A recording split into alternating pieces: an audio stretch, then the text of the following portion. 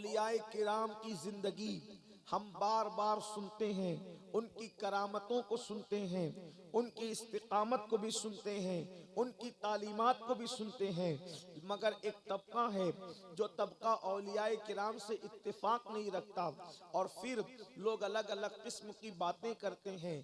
क्या वलियों का जिक्र कुरान में मौजूद है? जगह जगह अल्लाह वालों का जिक्र कुरान में मौजूद है।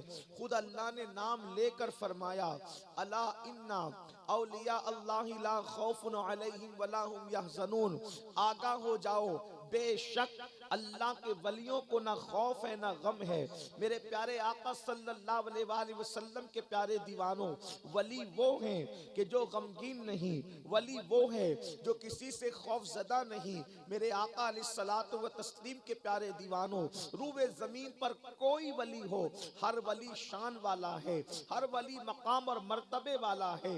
हर वली के लिए फरमाया गया, अल्लाह पाक इरशाद फरमाता है हदीस कुदसी में कि जो मेरे वली से दुश्मनी रखेगा मैं उसके साथ ऐलाने जंग करता हूँ। अल्लाह अकबर। लेकिन अल्लाह अल्लाह, यहाँ तो बात कुतुबुल अक्ताब की है, यहाँ तो बात वलियों के सुल्तान की है, यहाँ तो बात वलियों के ताजदार की है। लेकिन मैं आगे जिक्र करूंगा इंशाअल्लाह गौस पाक की जिंदगी पर। एक चीज पहले आपकी खिदमत में रखना चाहता हूँ, वली होता कौन है? देखिए एक बात आपसे कहेंगे, अल्लाह अकबर, जब कोई बंदा किसी कामयाब इंसान की जिंदगी को सुनता है तो वो सोचता है कि मैं भी वैसा ही बनूं जैसे ये कामयाब इंसान है। मिसाल के तौर पर अगर किसी को क्रिकेट में दिलचस्पी है तो वो जो कामयाब है क्रिकेटर, वो उसकी जिंदगी को फॉलो करता है, तभी वो कामयाब क्रिकेटर बन सकता है। अगर किसी बंदे को जो है किसी तिजारत में दिलचस्पी है तो वो कामयाब ताजिर को फॉलो करता है तो वो कामयाब ताजिर बनता है। इसी तरीके से दुनिया के अंदर कोई फन को आप ले लें, अल्लाह अकबर, आप किसी भी फन में जाएं तो आपको किसी कामयाब उस फन के माहिर को आइडियल बनाना पड़ेगा। अब आप देखें, हम जाना चाहते हैं जन्नत के अंदर, हर मुसलमान जन्नत में जाना चाहता है, तो अब अल्लाह अकबर, अच्छा ताजिर बनना है तो कामयाब ताजिर को फॉलो करना पड़ेगा। अच्छा क्रिकेटर बनना है, कामयाब क्रिकेटर को फॉलो करना पड़ेगा। अच्छा जो वो इंसान बनना है तो अच्छे इंसानों को फॉलो करना पड़ेगा। अच्छा खतीब बनना है तो अच्छे खतीब को फॉलो करना पड़ेगा। अच्छा अदीब बनना है, अच्छे अदीब को फॉलो करना पड़ेगा। अच्छा शायर बनना है, अच्छे शायर को फॉलो करना पड़ेगा। अब आप अंदाजा करें, कौन मुसलमान है जो कहता है कि मैं जन्नत में नहीं जाना चाहता? सब तो जन्नत में जाना चाहते हैं, लेकिन जो लोग जन्नत के रास्ते पर चलकर कामयाब हो गए उनको हम क्यों फॉलो नहीं करते? उनकी जिंदगी को आइडियल क्यों नहीं बनाते? उनके रास्ते पर क्यों नहीं चलते? कुरान तो उनका रास्ता बयान कर चुका, अनअमता अलैहिम, के अल्लाह का रास्ता वो है जो अल्लाह के इनाम याफ्ता बंदों का रास्ता है। और वो इनाम याफ्ता कौन है? अनअमल्लाहु अलैहिम मिनन नबिय्यीना वस्सिद्दीकीना वश्शुहदाई वस्सालिहीन। इनाम याफ्ता बंदे वो हैं जो अंबिया हैं, सिद्दीकीन हैं, शुहदा हैं और सालिहीन हैं, यानी औलियाए किराम है। मेरे आका अलैहिस्सलाम के प्यारे दीवानों, वो कौन से लोग हैं और किस रास्ते पर चलकर वो जन्नत की राह के मुसाफिर बने? आज दुनिया जिन्हें जन्नती कहती है, आप मुझे बताएं, गौसे पाक के नाम पर इतने लोगों का जमा होना इतनी सर्दी के अंदर, क्या ये अल्लाह का इनाम नहीं? मिन जानिबिल्लाह उनकी मकबूलियत नहीं? आज कौन किसके नाम पे जमा होता है? अरे लोग बाप के नाम पे जमा नहीं होते, लेकिन गौसे पाक के नाम पे कैसे जमा हो गए? उसकी वजह यह है, अल्लाह जिससे मोहब्बत करता है उनकी मोहब्बतों को अल्लाह लोगों के दिलों में उंडेल दिया करता है। अल्लाह अकबर। आज लोग मोहब्बत जो कर रहे हैं ये अल्लाह रब्बुल इज्जत की मोहब्बत की निशानी है, लेकिन ये लोग अल्लाह वाले बनते कैसे हैं? हमें भी अल्लाह वाला बनना है तो उनको फॉलो करना पड़ेगा। अब कुरान उनकी निशानी बयान करता है, अल्लाह वालों की दो निशानी कुरान ने बयान की। अल्लदीना आमनु, पहली निशानी वली की ये है कि वली मोमिन होता है, यानी गैर मोमिन वली नहीं हो सकता। जो ईमान वाला नहीं है वो वली नहीं हो सकता। जिसके पास ईमान नहीं है वो वली नहीं हो सकता।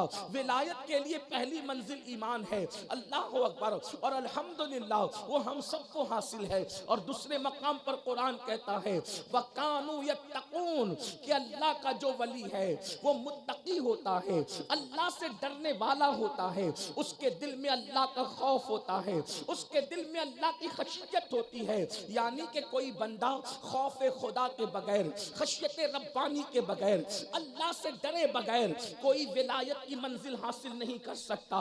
याद रखें, आज कौम मुस्लिम गुनाहों के दलदल में क्यों धंसती जा रही है? आज मुसलमान गुनाहों के दलदल में क्यों धंसता जा रहा है? आज मुसलमान बेरारवी का शिकार क्यों हो रहा है? आज मुसलमान अल्लाह की नाफरमानी क्यों कर रहा है?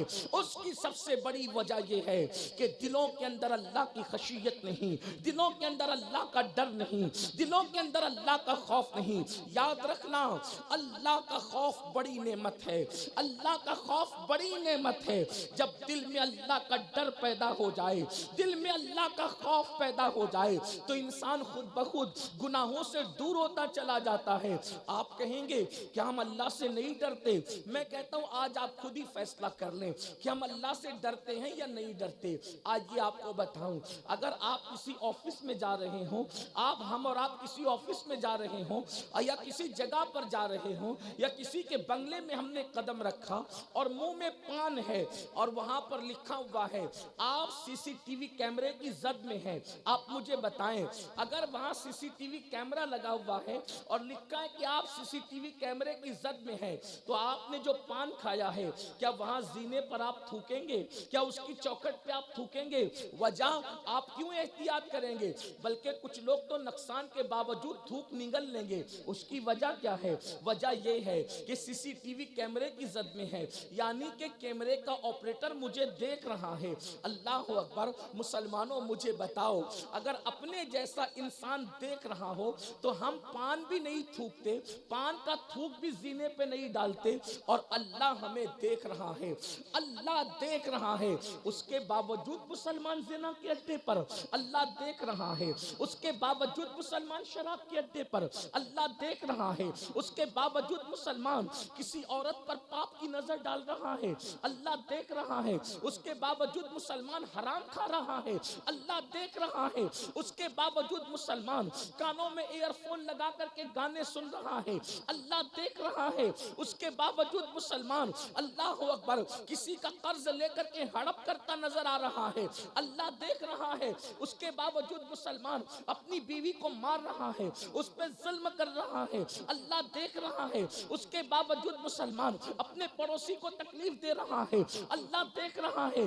उसके बावजूद मुसलमान गीबत कर रहा है, अल्लाह देख रहा है। उसके बावजूद मुसलमान नापाक रह रहा है, अल्लाह देख रहा है। उसके बावजूद मुसलमान नमाज के वक्त में गेम खेल रहा है, अजान पर तवज्जो नहीं दे रहा है। मुझे बताओ, अपने जैसा इंसान देखे तो इंसान खड़े होकर के पानी नहीं पीता, अपने जैसा इंसान देखे, अल्लाह अकबर। आप मुझे बताएं, वलीमे में लोग जाते हैं तो साफ सुथरे कपड़े पहनकर जाते हैं, तवज्जो करना अल्लाह से डरते हैं या अल्लाह के बंदों से डरते हैं? मुसलमानों, कहीं हम मुनाफिक तो नहीं हो गए अंदर से? इंसान का खौफ तो है लेकिन रहमान का खौफ नहीं। इंसानों का ख्याल तो है मगर रहमान का ख्याल नहीं। वलीमे में गए ऐसे साफ कपड़े, कोई दाग नहीं चाहिए। शादी में गए ऐसे साफ कपड़े, कोई दाग नहीं चाहिए। मुझे बताओ, जिस पर इंसान की नजर पड़े उसको इतना साफ रखते हो, और जिस पर रहमान की नजर है उस दिल को गुनाहों से गंदा कर दिया, उस दिल को गुनाहों की गंदगी से नापाक कर दिया। पता है, यानी खुदा का ख्याल नहीं और खुदा के बंदों का ख्याल। अब लोग कहते हैं मौलाना, मुसलमान पूरी दुनिया में कट रहे हैं, पूरी दुनिया में मुसलमान मर रहे हैं, पूरी दुनिया में मुसलमान सताए जा रहे हैं, पूरी दुनिया में मुसलमान तकलीफ पहुंचाए जा रहे हैं। मैं कहता हूं, सुन लो, जिस दिन मुसलमान वैसा मुसलमान बन जाए जैसा मुसलमान बनाने के लिए मुस्तफा जाने रहमत तशरीफ लाए थे। किसी की मां ने दूध नहीं पिलाया कि मुसलमान की आंखों में आंखें डाल सके। जब तक मुसलमान रातों को अल्लाह की खौफ से रोया करते देखता था उसकी आंखों में इतनी चमक थी कि कोई आंख नहीं मिला सकता था। जब से मुसलमान इन्हीं आंखों से जिना के मनाजिर देख रहा है, गंदी पिक्चरें देख रहा है, कुत्तों से ज्यादा इज्जत घट गई। कुत्तों की भी तो इज्जत है लेकिन मुसलमानों की भी उतनी इज्जत न रही। लोग कहेंगे आप ऐसी बात करते हैं, मैं कहता हूं मैं कोसने नहीं आया। अरे कुत्ते मर्सिडीज कार में घूम रहे हैं और तुम्हें बस में तक कोई बैठने को नहीं कहता।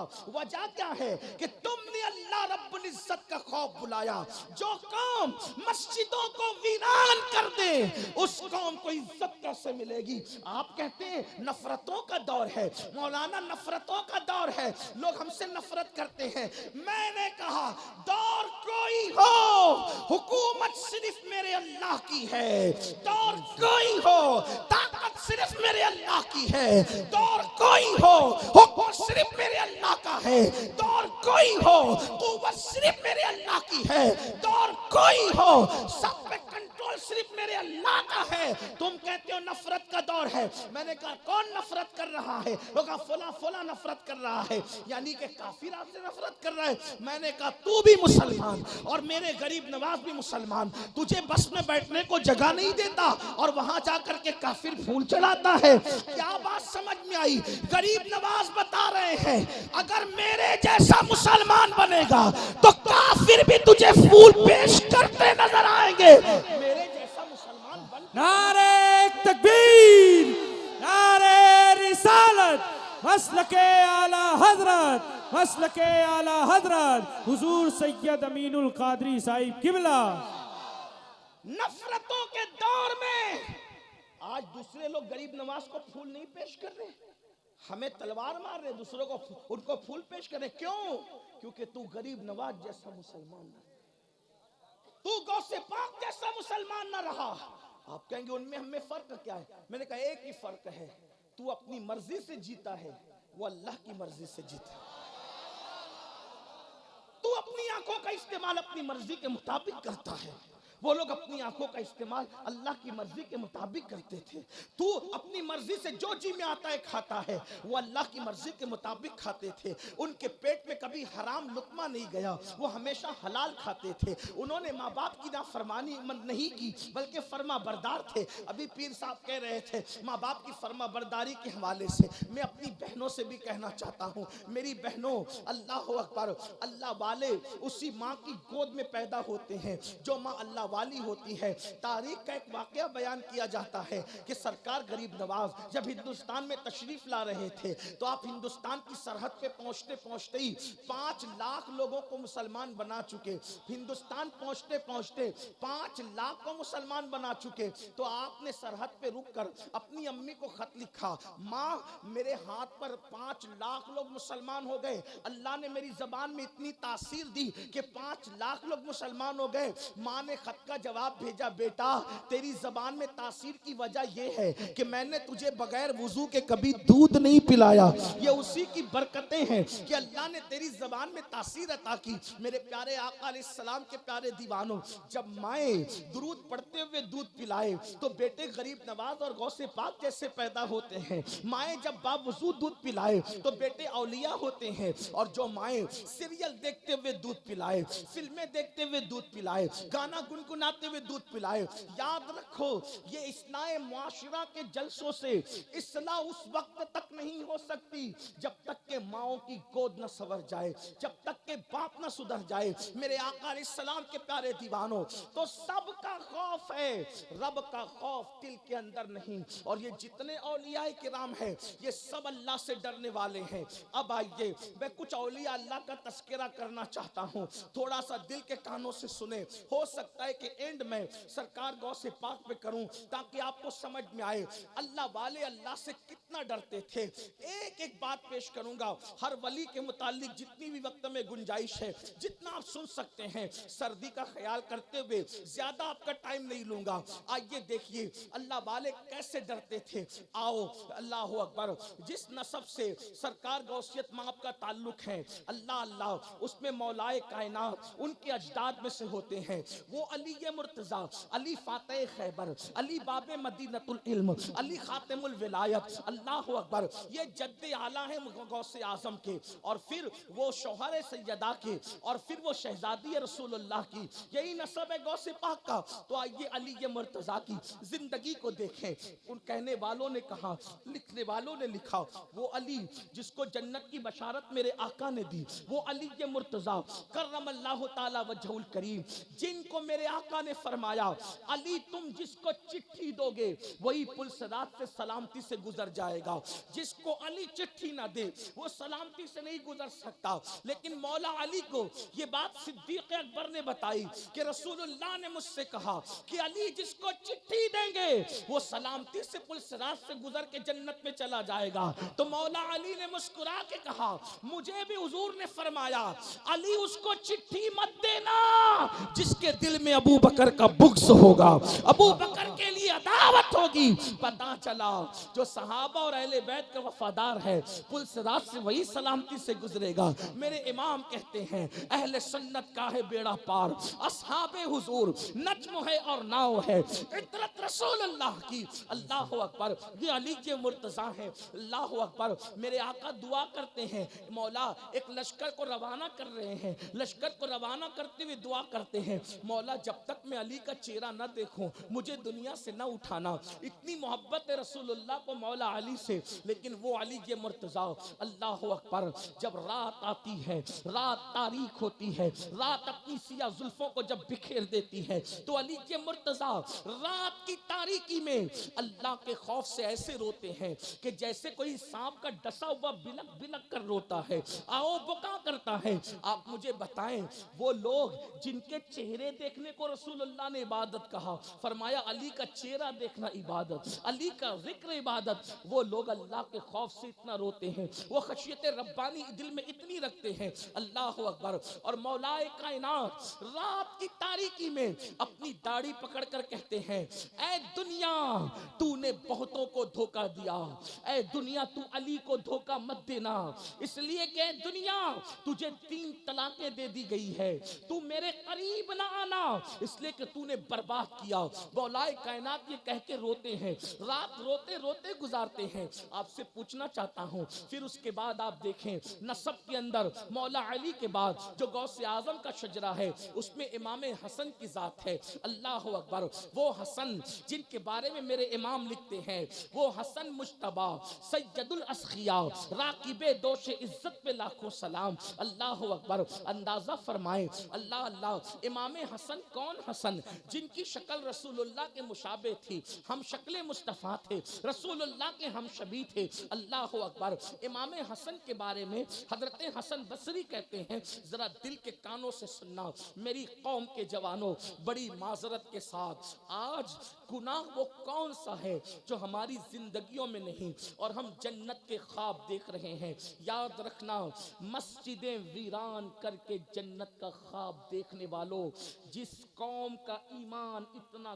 कमजोर हो जाए, जिस कौम का ईमान इतना कमजोर हो जाए कि वो उसको मस्जिद तक न ले जा सके, जो ईमान इंसान को मस्जिद तक न ले जा सके वो ईमान इंसान को जन्नत तक क्या ले जाए। ईमान की क्वालिटी ये है कि मोहल्ले की मस्जिद तक नहीं जा पा रहे हो, जन्नत में तो वो जाएंगे जिनके ईमान ने पहली रात की दुल्हन को छुड़वाकर उन्हें रसूलुल्लाह के कदमों पे जान कुर्बान करवाया। ईमान की बात करते हैं लोग, अगर कोई कह दे कि वहां 500 रुपए तकसीम हो रहे तो फिर भीड़ देखो, 500 की तकसीम पे भीड़ देखो, रिलीफ की तकसीम पे भीड़ देखो, पानी की तकसीम पे भीड़ देखो, और मस्जिद में अल्लाह की रहमतें तकसीम हो रही वहां देखो। जो कौम रहमतें खुदा के लिए न आए, गौर करें आप, अगर आप वाकई सच्चे मुसलमान हैं तो सोचो, रिलीफ देने वाला अगर आपको रिलीफ देगा, किलो 2 किलो 10 किलो 5 किलो अपनी हैसियत के मुताबिक देगा, और अगर अल्लाह की रहमत हासिल कर ली तो फिर अल्लाह अपनी शान के मुताबिक देगा। इंसान के पास मांगने के लिए भीड़ है, रहमान के पास मांगने के लिए खाली खाली। इकबाल ने बहुत दिल पर चोट करते हुए कहा था, हम तो माइल बकरम है, कोई साइल ही नहीं, राह दिखलाए किसे राह रवे मंजिल ही नहीं। खुदा की रहमतों की इंतहा क्या है, अरे नादान इंसान। एक बात याद आई इमाम हसन का तस्करा करने से, एक मर्तबा महमूद गजनवी शिकार करते हुए आगे निकले निकले निकले निकले, इतने आगे निकले कि साथी छूट गए, साथी छूट गए, तन्हा रह गए। शाम हुई, सूरज गुरूब होने लगा, सिया बादल छा गए, घंघोर घटाएं छा गई और खूब जोर की बारिश हुई। तो सामने एक झोपड़ी थी, महमूद इजाजत लेके झोपड़ी में चले गए। अकेले एक बड़े मियाँ बूढ़ा रहता था, उसने महमूद को देखा, मुसाफिर शिकारी समझा और खूब खिदमत की, खिलाया पिलाया, अपना बिस्तर दिया। जब महमूद सुबह को सूरज निकला, बारिश खत्म हो गई, तो उसका ये अंदाज और अखलाक देखकर महमूद गजनवी बहुत मुतासिर हुए, अपनी अंगूठी उतार कर दिया, कहा कि अगर जरूरत पड़े तो ये अंगूठी लेकर के बादशाह जो महमूद है, जानते हो कहा, नाम तो सुना है, जंगल में रहता हूँ, देखा नहीं हूँ, तो कहा बादशाह के दरबार में आना, ये अंगूठी लेकर तुम्हारा हर मसला हल होगा। खुदा का करना बहुत दिन गुजरे, कोई प्रॉब्लम नहीं आया। एक दिन बुढ़ा इतने मसले में फंस गया, जरूरत पेश आ गई, रुपयों की पैसों की जरूरत पेश आई, तो सोचा वो अजनबी मुसाफिर ने अंगूठी दी थी, अंगूठी लेकर के जैसे ही जब महल पे पहुंचे, तो जैसे वो अंगूठी बताई दरबानियों को, दरबान फौरन हट गए, कहा अंदर तशरीफ ले जाएं। जब अंदर गए तो क्या देखा कि दरबान खड़े हैं, दरबान को अंगूठी दिखाई, उन्होंने अंगूठी देखकर और आगे कर दिया और फिर बादशाह के खास कमरे में दाखिल हो गए। तो क्या देखा कि वहां बादशाह मुसल्ला बिछाकर किसी के आगे हाथ फैलाकर ये कहता है, अल्लाह मुझे ये दे दे, अल्लाह मुझे ये दे दे, अल्लाह मुझे ये दे दे। उस बड़े मियाँ ने अब बादशाह कहने की बजाय वापस पलटे, बादशाह उठा, उठने के बाद का कोई आया था, कोई बड़े भी आए थे, अंगूठी दिखा रहे थे, हमने अंदर भेज दिया, कहा कफील का वो हाजत पूरी मांगे बगैर चले गए, कहा पकड़ो उसको बुला करके लाओ। बड़े मियाँ को पकड़ के लाए,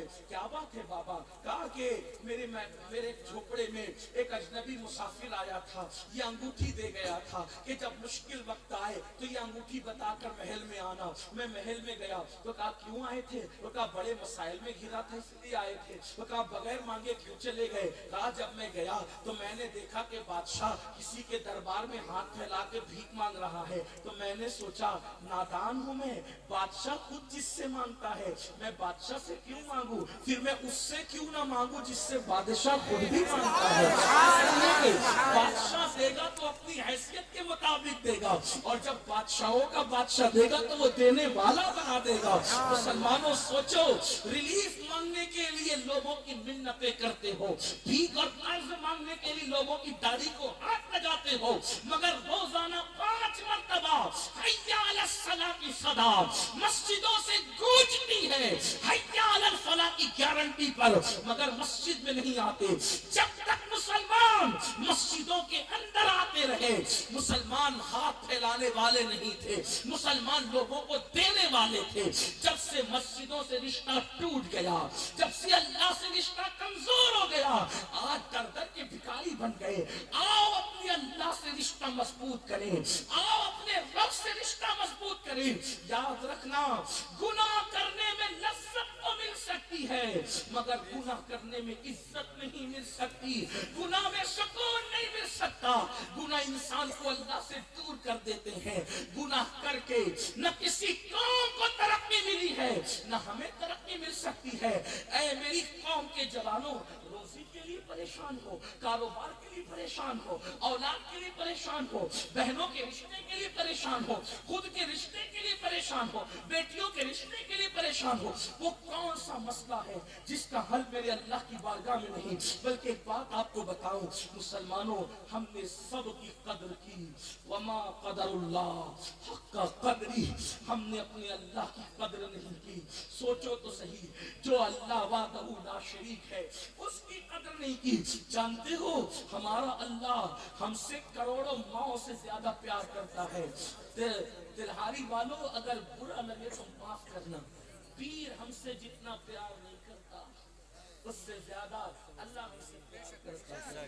अम्मी जितना प्यार नहीं करती उससे ज्यादा अल्लाह प्यार करता है। दोस्त जितने प्यार नहीं करते उससे ज्यादा अल्लाह प्यार करता है। बीवी बच्चे जितना प्यार नहीं करते उससे ज्यादा अल्लाह प्यार करता है। और सबके प्यार में मक्कारी हो सकती है, मफाद परस्ती हो सकती है, उसके प्यार में कोई मक्कारी नहीं है, कोई मफाद परस्ती नहीं है। वो अल्लाह है, वो वाहदहू ला शरीक है। और आप जानते हैं मेरे और तुम्हारे नबी ने फरमाया, दिल के कानों से सुनना, अपने मसाइल का हल अपने घर में मेरे भाई, अपने घर में, धरनों में नहीं है, किसी पार्टी के हारने जीतने में नहीं है, सियासी लीडरों के दरवाजों पे नहीं है। अपने मसले का हल हमारा मजहब दे चुका। आमिना के लाल ने 1450 साल पहले हमारे मसाइल का हल बता दिया। अल्लाह के रसूल सल्लल्लाहु अलैहि वसल्लम फरमाते, जब रात का आखिरी हिस्सा आता है, आखिरी हिस्सा, तो अल्लाह पहले आसमान पे तजल्ली करता है जैसा कि उसकी शान है।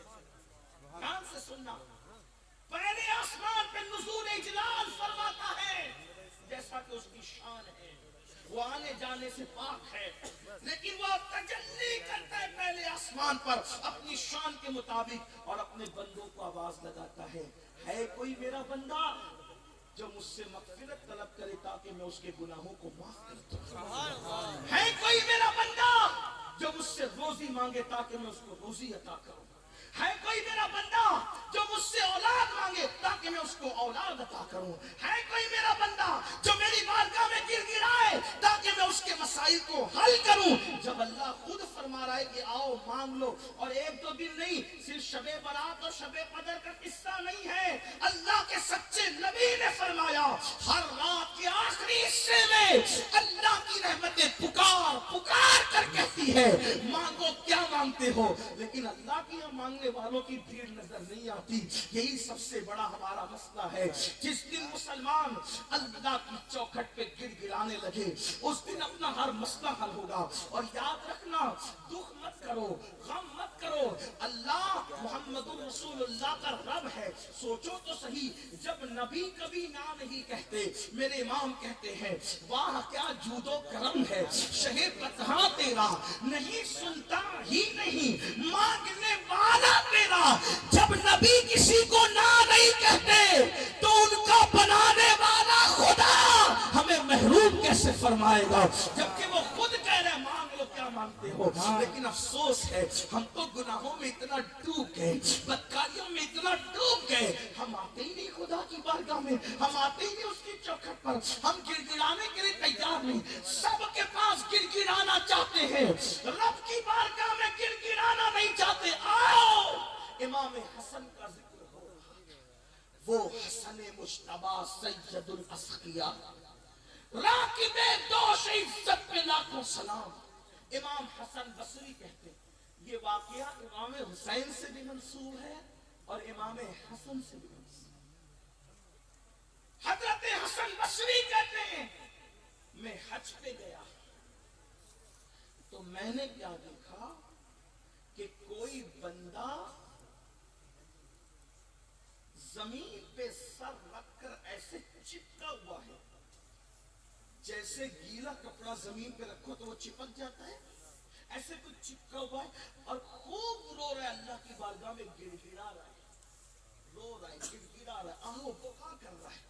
उसके रोने को, उसके खौफे खुदा को, उसकी खशियत को सुनकर मैं तड़प गया। मैंने सोचा हसन बसरी शायद कोई वाइज और मुकर्रिर ने इस देहाती को बरगला दिया और इतना मुबालगे से काम लिया वाइज ने कि ये बंदा अल्लाह की रहमत से ऐसा लगता है मायूस हो गया है। तो मैं जब ये सज्जे से सर उठाएगा तो इसको तसल्ली दूंगा कि अल्लाह के बंदे अल्लाह से उम्मीद भी कर, मायूस ना हो, डर भी, उम्मीद भी कर। ईमान खौफ और उम्मीद के दरमियानी कैफियत का नाम है।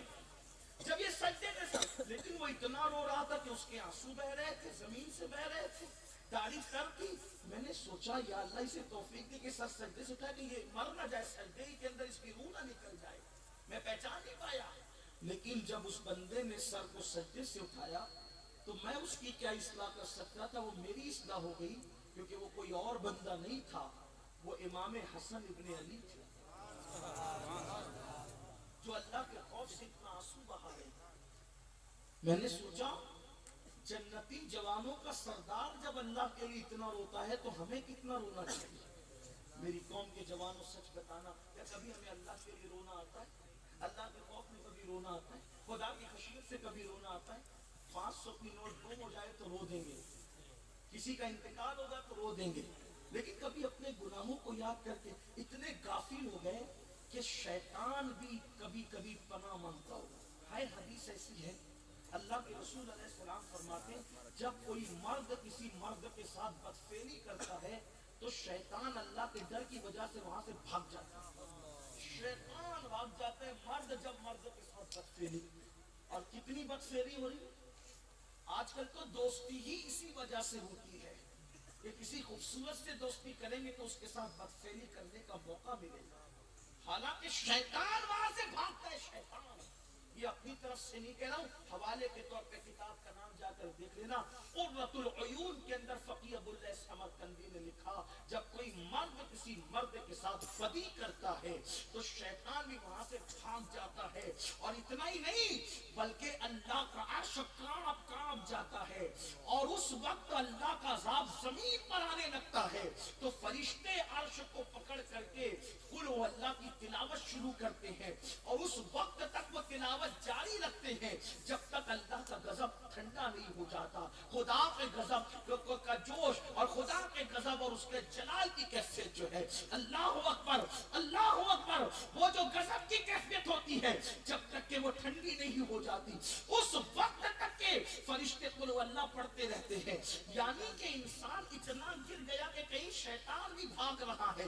ये भी तो रिवायत है, जब कोई फजर छोड़ दे, फिर कोई ज़ोहर छोड़ दे, कोई असर छोड़ दे, मगरिब छोड़ दे, इशा पांचों वक्त छोड़ दे, तो शैतान उसके पास से भाग जाता है और कहता है कि मैंने तो एक सजदा नहीं किया, मेरा ये अंजाम हुआ, तू तो पांचों वक्त नहीं कर रहा है, तेरा क्या अंजाम होगा। मुसलमानों, ये हंसने की बात नहीं, यानी शैतान भी जो है किसी मकाम पर हमसे भाग रहा है। मुसलमानों, क्या बन गए, क्या हो गए, और नाम कितने बड़ों का लेते हैं, गौस पाक के गुलाम, गरीब नवाज के गुलाम, मदारे पाक के गुलाम, मखदूम सन्ना के गुलाम, शाह बरकतुल्लाह के गुलाम, दावत उस-सबरा के गुलाम। मैंने कहा पहले अल्लाह के तो बनो, फिर सबके बन जाओगे। अल्लाह के बंदे नहीं बनते, अल्लाह के बंदे नहीं बनते। ये क्या बात की आपने? मैंने कहा बात ये है, अगर पीर कोई तोहफा दे दे, ये मेरा रुमाल ले जा, कबाड़ पे रखेगा, खुशबू लगाएगा, सर पे रखेगा और बच्चों को वसीयत करेगा, मरूं तो मेरे कफन में रखना। मैंने कहा बहुत अच्छी बात है, मैं इनकार नहीं करता, कोई बात, मैंने भी कुछ तबरुकात रखे और उसी को निजात समझता हूँ। लेकिन एक बात कहता हूँ, ईमान रखती, अगर पसंद आए तो गौर करना घर जाके।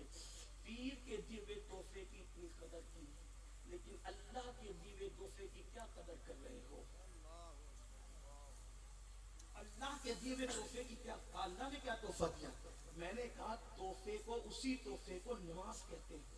अल्लाह ने तोहफा भेजा किसके यहाँ से? अल्लाह ने अपना तोहफा डायरेक्ट नहीं दिया, सरिया किसको बना? मोहम्मदुर रसूलुल्लाह के हाथों से भेजा। सोचो, पीर के तोहफे का इतना एहतराम और अल्लाह के दिए हुए तोहफे की क्या कदर, ना जोहर, ना असर, ना मगरिब। फिर कहते हैं मुसलमान है। मैं कहता हूँ कैसा मुसलमान है ये जो अल्लाह के तोहफे की कदर करना नहीं जानता। याद रखिए, सबके नहीं बन सकोगे जब तक रब के नहीं बन सकोगे। अगर सबके बनना है तो पहले रब का बनना पड़ेगा, वरना कहीं पना नहीं मिलने वाली।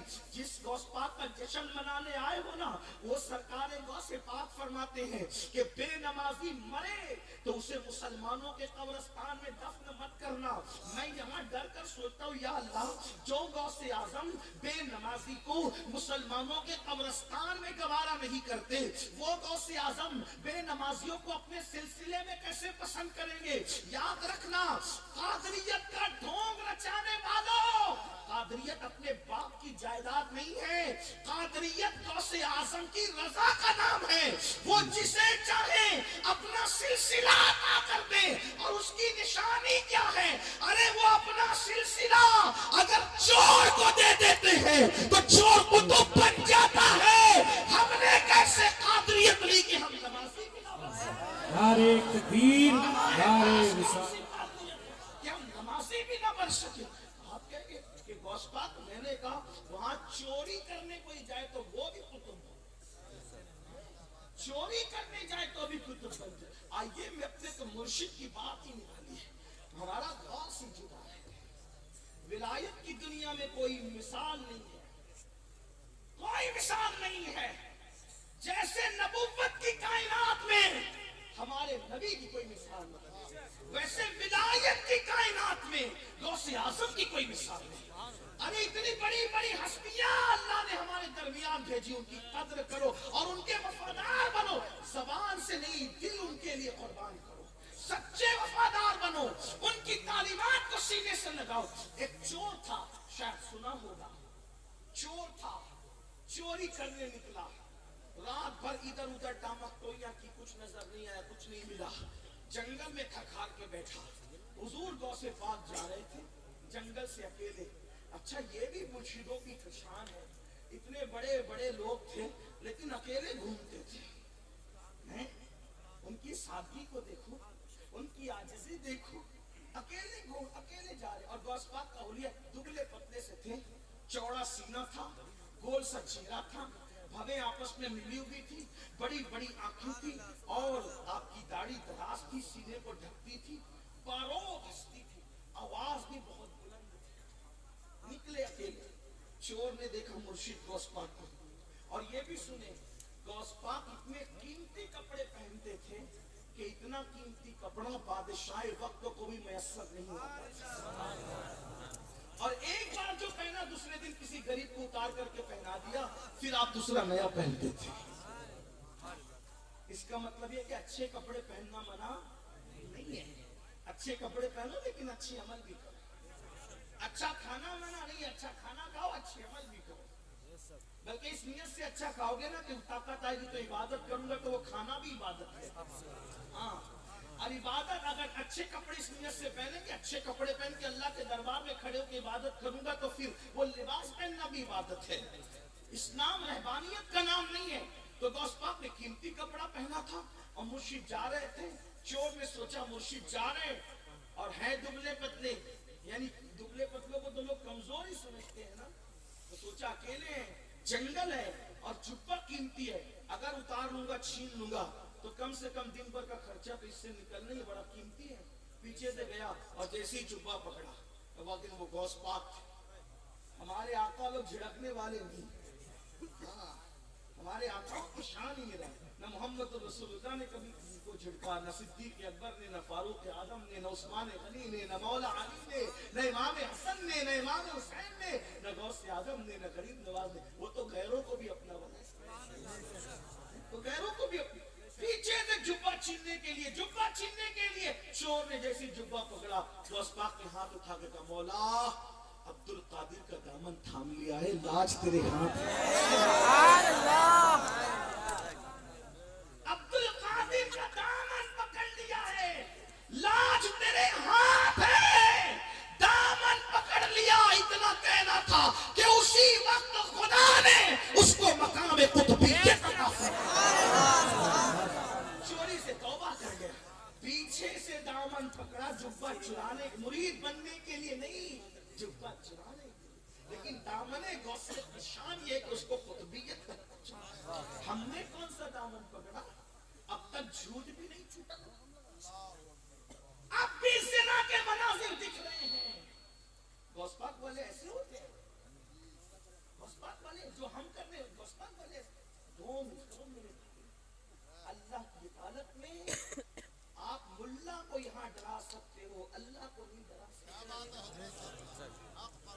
अपनी मर्जी से जो चाहो कर रहे हो, एक दिन अल्लाह की अदालत है। अल्लाह की अदालत में खड़े होना है। कुरान कहता है फमन यअमल मिस्काल ज़र्रतिन खैरन यरा वमन यअमल मिस्काल ज़र्रतिन शर्रन यरा।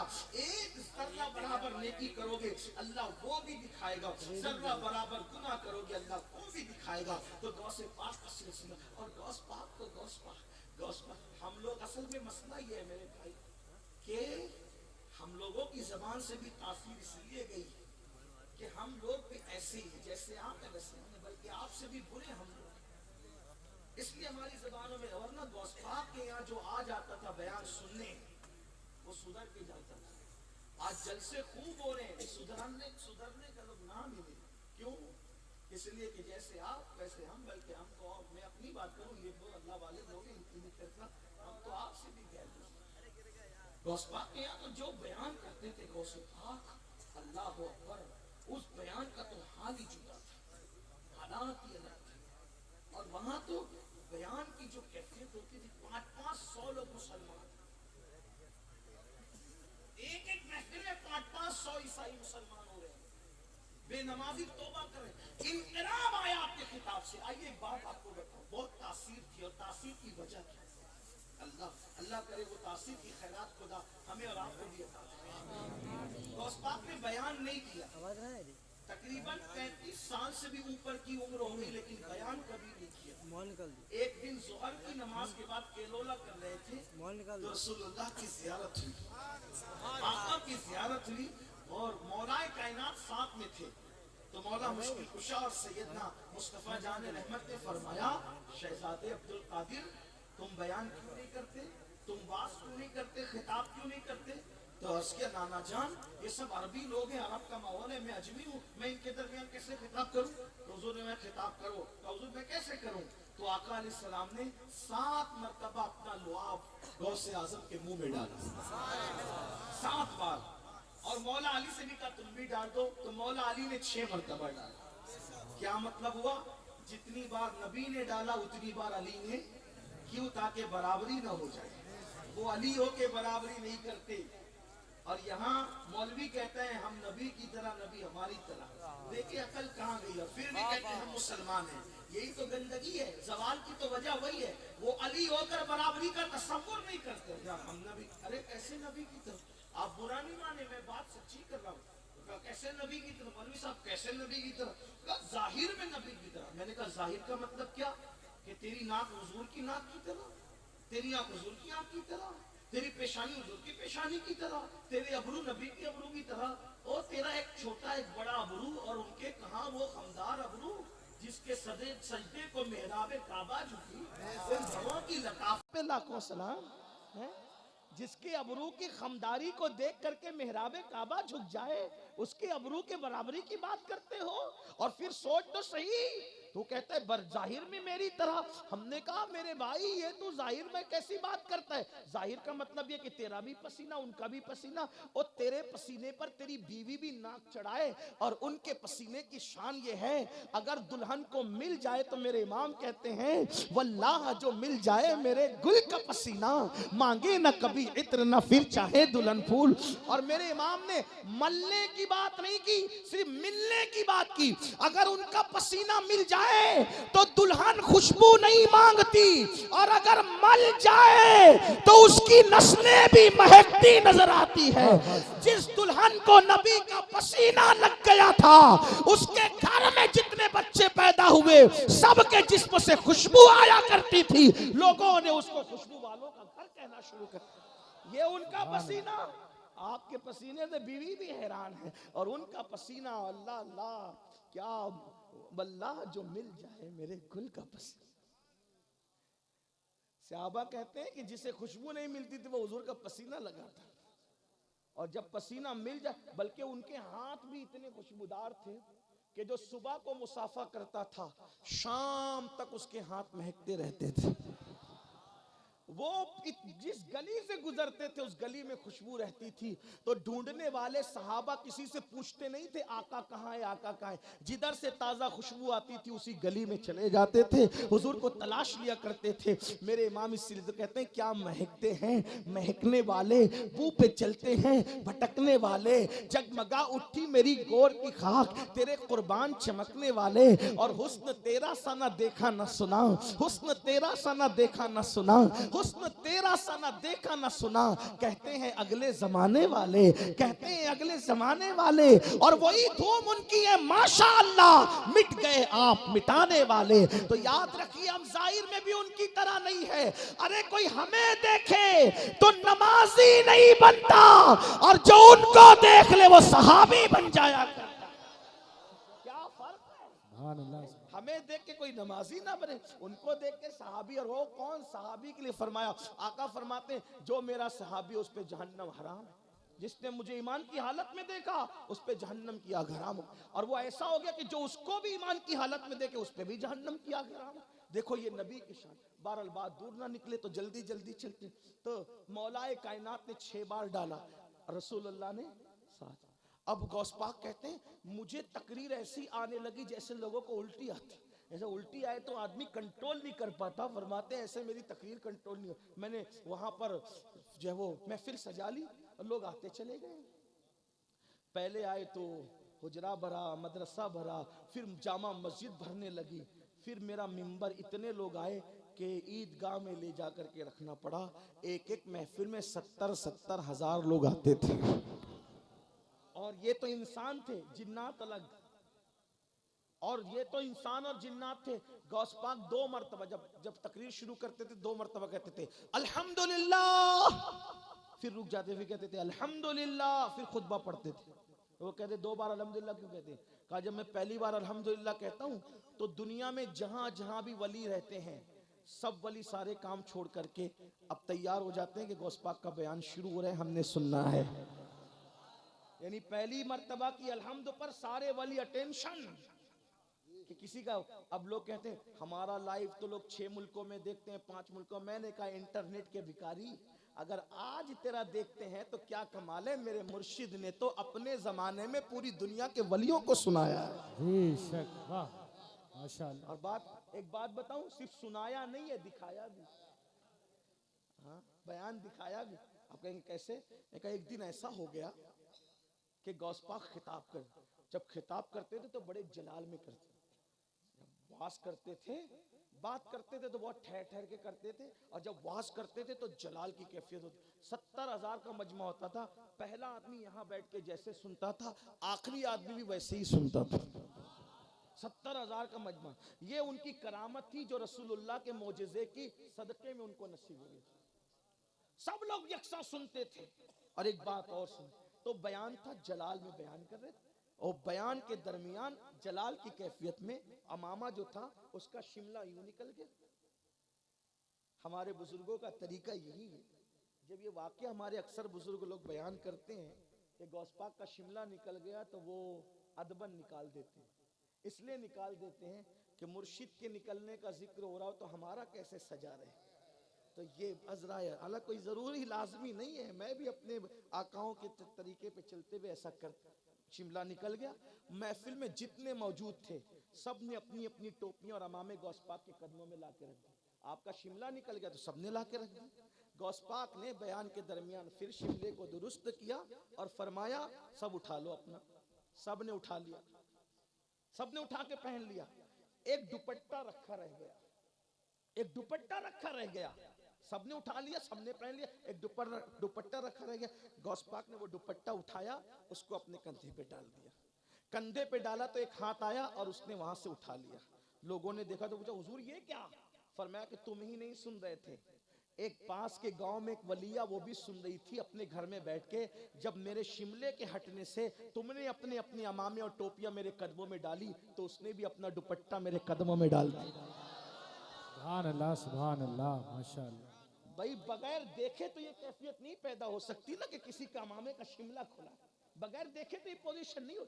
ये मेरे गौस की शान।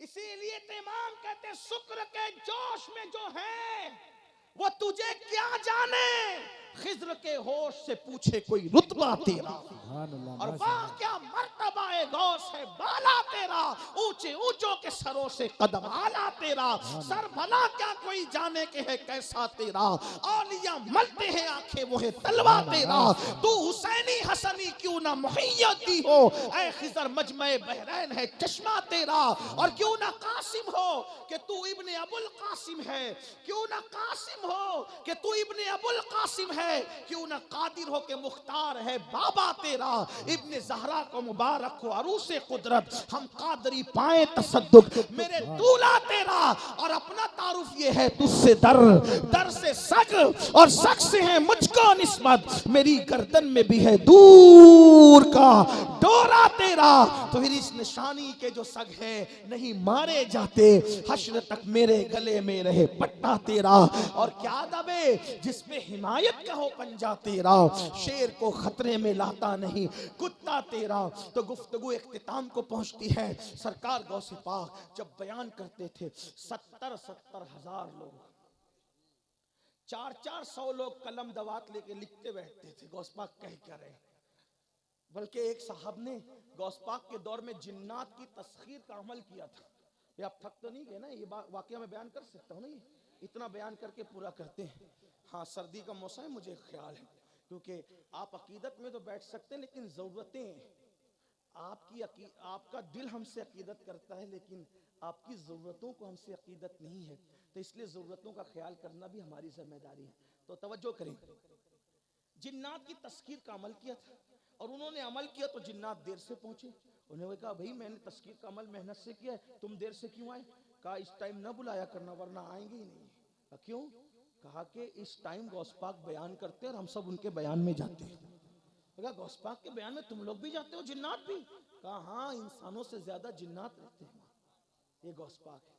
एक मर्तबा गौस पाक बयान करते करते कहते हैं ओ इसराइली नीचे आओ और मोहम्मदी का बयान सुनते जाओ। तो किसी ने पूछा हुजूर ये क्या कहा? कहा खिजर उड़ते हुए जा रहे थे तो हमने कहा नीचे आइए जरा हमारा भी बयान सुनते जाइए। गौस पाक फिर गौस पाक। हमने अपनी हस्तियों को समझा नहीं, हम तो बस चंद चीजों में लकीर के फकीर बने रहे। ये आका लोगों की अजमत समझो और इनसे जुड़ो। और इनसे जुड़ना सिर्फ नारे नहीं, बहुत नारे हो चुके। अमल के मैदान में कदम रखो। ये सब अमल वाले लोग थे, अमल वाले। हम क्या कहते हैं, गौस पाक के मुरीद मौलाना नमाज नहीं पढ़ेंगे तो जन्नत में जाएंगे। मैंने कहा गौस पाक तो रसूलुल्लाह की औलाद में से हैं और वो ऐसी औलाद है कि हुजूर का दीदार वो जागते जागते भी किया करते थे। लेकिन अमल का हाल ये था कि 40 साल तक ये मामूल रहा कि हर रात इशा के वक्त वुजू करते थे और उसी वुजू से फजर की नमाज पढ़ते थे। 40 साल। 15 साल तक ये मामूल रहा कि हर रात में एक पूरा कुरान खत्म करते थे। ये गौस पाक है। कोई वली आपको बेअमल नहीं मिले और जो बेअमल हो वो वली नहीं हो सकता। अमल के मैदान में कदम रखो। बहुत नारे हुए, नारे बहुत लगा चुके। मैं नारे लगाने से मना नहीं कर रहा हूँ, ये कहता हूँ कि अपना जोश इधर जरा सा इधर लगाएं, इबादत की तरफ, अमल की तरफ, तकवे की तरफ, परहेजगारी की तरफ, हकायक की तरफ। तो सरकार गौसे आजम रदी अल्लाह ताला जब बयान किया तो अब 70 हजार का मजमा। तो जो पहले के सब मुकर्रिर लोग थे सबकी छुट्टी हो गई। अब उनकी महफिलों में सन्नाटा था, सुना सुना। भाई जिसको हुजूर लो आप चटा दे फिर उसकी तासीर का आलम क्या होगा? आप गौर कर सकते, अंदाजा कर सकते। तो बहुत सारे लोग हसद का शिकार हो गए। कुछ हसद का शिकार थे तो खिलाफ में बकवास करने लगे, लेकिन कुछ लोग थे हसद का शिकार नहीं थे, कुछ गलत फहमी का शिकार थे। वो लोग भी कुछ ना कुछ बोलते रहते थे गौस पाक के खिलाफ। तो एक वाकया मैं अपने अल्फाज के जामे में कुछ तशरीह के साथ पेश करता हूँ, समझ में आएगा गौस पाक की तासीर क्या थी, क्या जबान में तासीर थी। सरकार गौस पाक के खिलाफ एक आलिम थे, बहुत बड़े मुहद्दिस और इमाम, अल्लामा इब्नुल जौजी, वो भी उनके खिलाफ बोलने लगे। हालांकि वो हसद नहीं करते थे, कुछ गलत फहमी थी उनको, तो खिलाफ में बोल।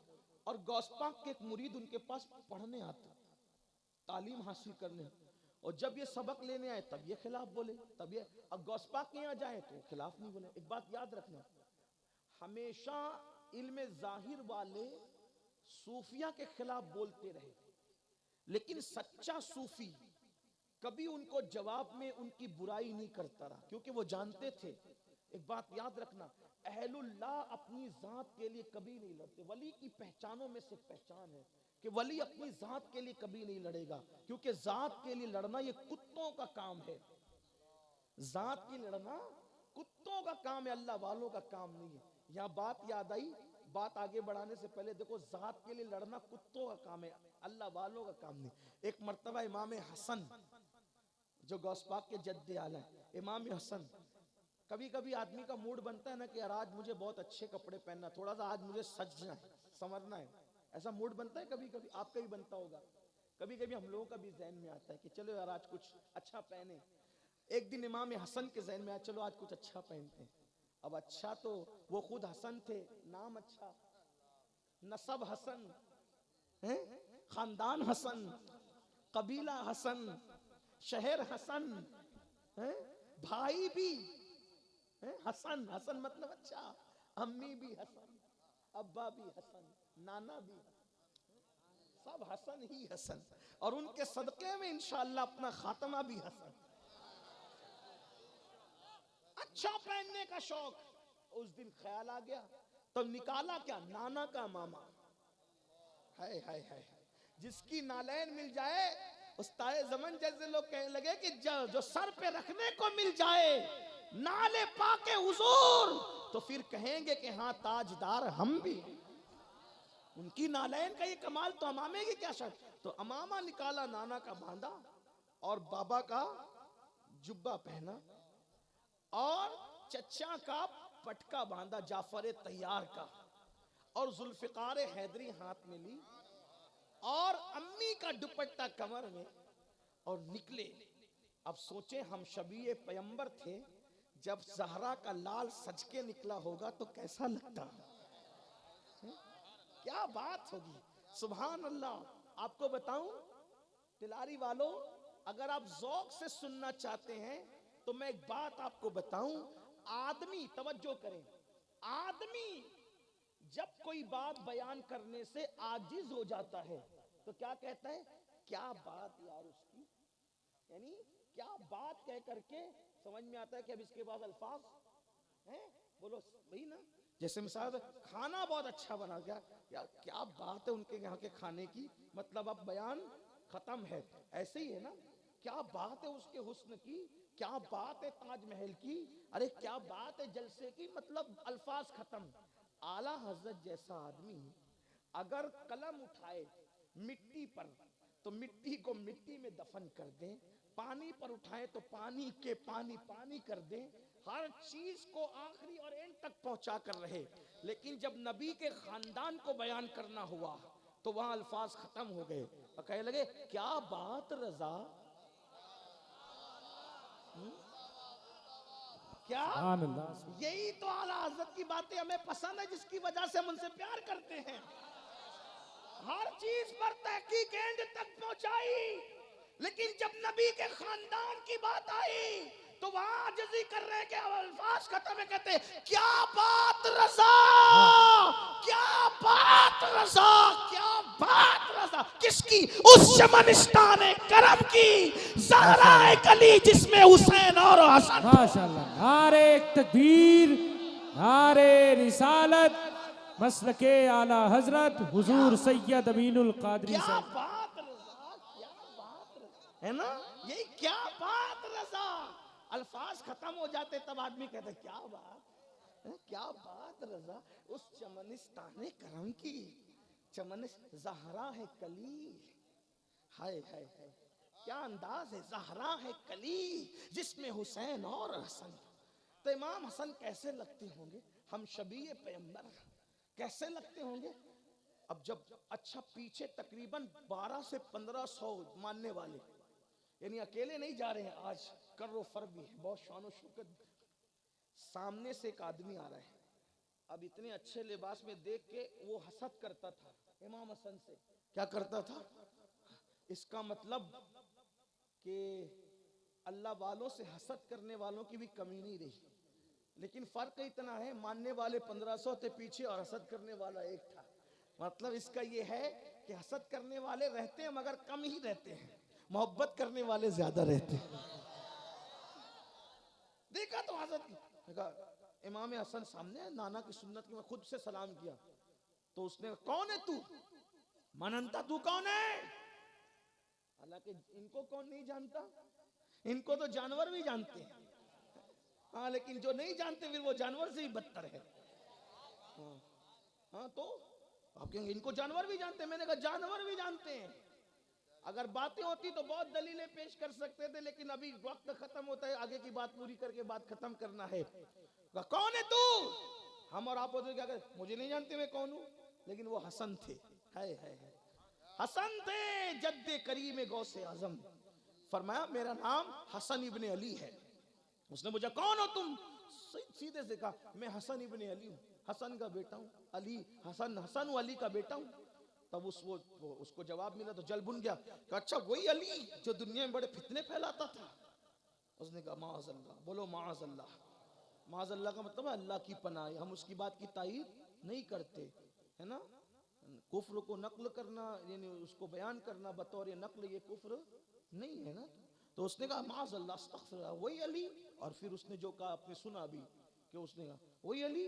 और पीछे जो 1500 थे उनकी आस्तीनें चढ़ गई, तलवारें निकल गई, इसको मार डालेंगे खबीस को। इमाम हसन ने फरमाया ये मुझसे बात करता है, तुम क्यों बीच में आते हो? अंदर तलवार करो, तलवार अंदर करो। अल्लाह वालों की शान, अपनी जात के लिए नहीं लड़ते। उनको गाली दी, उनके वालिद को गाली दी, मुरीदीन ने, मानने वालों ने, गुलामों ने तलवार उठाई। मैं अंदर करो तलवार, मुझसे बात कर रहे, मैं बात करूंगा।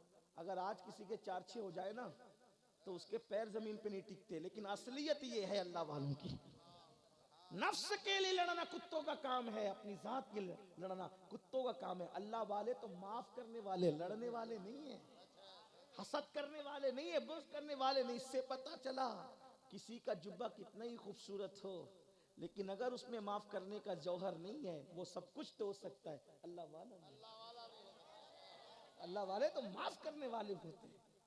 किसी का लिबास कितना ही दिलचस्प हो, लेकिन जब तक माफी, क्योंकि माफी वल काज़िमीन अल गैज़ वल आफ़ीना अनिन नास वल्लाहु युहिब्बुल मुहसिनीन, गुस्से को पी जाने वाले, माफ करने वाले मोहसिनीन को अल्लाह अपना महबूब रखता है। तो इमाम हसन ने फरमाया कि मुझसे ये बात करता है, तुम चुप रहो। उन्होंने तलवारें अंदर, अच्छा मानने वाले बड़े फिर वफादार थे, क्योंकि वहां सेटिंग नहीं होती थी, कहे कुछ रहे करना भी कुछ, ऐसा नहीं, कुछ सेटिंग होती है ना, मैं ऐसा कहूंगा फिर भी तुम ऐसा कर लेना, तो फिर वो मुनाफिकत है, वो सच्चाई नहीं। कहा अंदर रखकर तलवार अंदर हो गई। फरमाया ऐ बंदे, तू जानता है कि मैं और मेरा बाबा वैसा नहीं जैसा तूने कहा। देखो गुफ्तगू का अंदाज देखो, गुफ्तगू का लहजा देखो। अल्लाह, ऐ बंदे तू जानता है कि तूने जैसी गाली दी मुझे, मेरे बाबा को, ना मैं वैसा हूं ना मेरा बाबा वैसा है। लेकिन मैं जानता हूं कि आदमी टेंशन में जबान से कुछ का कुछ बकता है। शायद तुझे टेंशन है, ये टेंशन के अल्फाज उन्होंने नहीं कहे, लेकिन मैं उस अरबी को इंग्लिश करके बोल रहा हूं। उन्होंने कहा तू शायद जहनी परेशानी में मुब्तला है, इसलिए तू ऐसी बात कर रहा है। लेकिन मैं आपको समझाने के लिए, वरना आप ये कहेंगे कि उन्होंने कब अंग्रेजी बोलनी शुरू कर दी। तो कुछ लोग ऐसा भी करते हैं ना, कुछ तकरीर सुनने आते हैं, कुछ सूंघने आते हैं, और थोड़ी सी बीच बीच में वजाहत करनी पड़ती है कि उन्होंने अंग्रेजी नहीं बोला, मैं बोल रहा हूँ आपको समझाने के लिए। उन्होंने कहा जहनी परेशानी में तुम मुब्तला है, तो तुम क्या तू टेंशन में लोग ऐसी बात करते हैं। नहीं मैं कोई टेंशन में नहीं हूं। अल्लाह के बंदे सुन, क्या तेरी बीवी से कोई तेरा झगड़ा हो गया? अब तेरी बीवी से तेरा कोई झगड़ा हुआ हो, कोई बात नहीं, उसने तुझे गालियां ज्यादा दे दी, तू गाली नहीं दे सका, तो वो गुस्सा घर का तू मुझ पे, मेरे अब्बा पे उतारता है। अगर तेरी बीवी से तेरा झगड़ा हो गया हो, चल मैं तेरे साथ चलता हूँ, तुझसे तेरी बीवी की सुलह करा देता हूँ, लेकिन मेरे बाबा को गाली ना दे, तू जानता है मेरा बाबा ऐसा नहीं है। उसने कहा नहीं मेरा कोई झगड़ा भी नहीं हुआ।